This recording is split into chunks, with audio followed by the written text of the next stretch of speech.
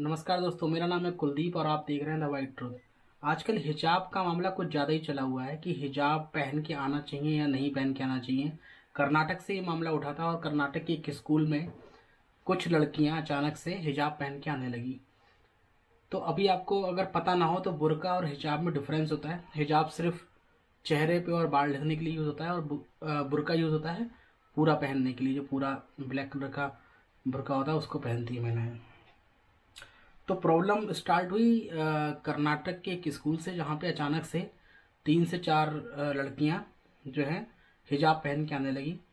और उसके बाद से कुछ हिंदू संगठन या हिंदू अ, लोगों ने इसका विरोध करना स्टार्ट किया। स्कूल के प्रशासन ने विरोध करना स्टार्ट किया और उनका ये भी बयान आया कि कैसे अचानक से ये लड़कियां जो हैं हिजाब पहन के आने लगी, जो कि पहले से पहन के नहीं आती थी, अचानक से स्कूल में पहन के आने लगी।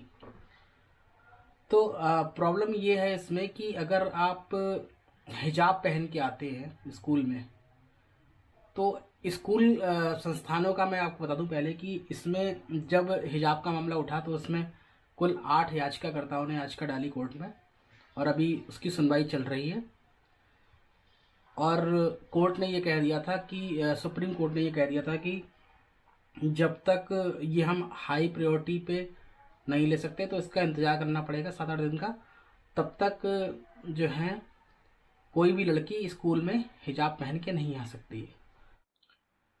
तो जितना भी अभी हुआ है हिजाब के मामले में, जितना भी विरोध हुआ है, कर्नाटक के कई शहरों में विरोध हो रहा है, उत्तर प्रदेश में भी मामला आ गया। अब एक बात कही जाती है कि ये बीजेपी ने जानबूझकर मुद्दा उठाया क्योंकि उत्तर प्रदेश के चुनाव हैं। अब आप मुझे ये बताइए कि जैसे कि अगर 5-6 लड़कियां अचानक से हिजाब पहन के आने लगी तो वो क्या बीजेपी की तरफ से भेजी गई थी? अगर बीजेपी को फायदा होगा इसमें चुनाव में, उत्तर प्रदेश चुनाव में, तो ये बात समझ में नहीं आई कि क्या वो लड़कियां बीजेपी की तरफ से जानबूझकर भेजी गई? ऐसा तो नहीं है ना। तो कहीं ना कहीं मुझे ये लगता है कि ये मुद्दा इसमें नाम आया पीएफआई का, पॉपुलर फ्रंट ऑफ इंडिया, जो कि एक मुस्लिम संगठन है और ये आपको पता ही है वो कश्मीर में क्या करवा रहा है। और उसके पीछे भी इसका हाथ बताया जा रहा है कि लड़कियों को पहले से जानते थे, जैसे मुस्कान का नाम आया पीएफआई के लोग, और उसको उस लड़की को फिर रिवार्ड दिया गया। तो इसमें जो मुस्कान नाम की लड़की, उसका आपने वीडियो देखा होगा, जो कि स्कूटी से उतरती है और कुछ लड़के खड़े होते हैं, वो जय श्री राम के नारे लगा रहे होते हैं और वो भी अल्लाह अकबर के नारे लगा के क्लासरूम में चली जाती है।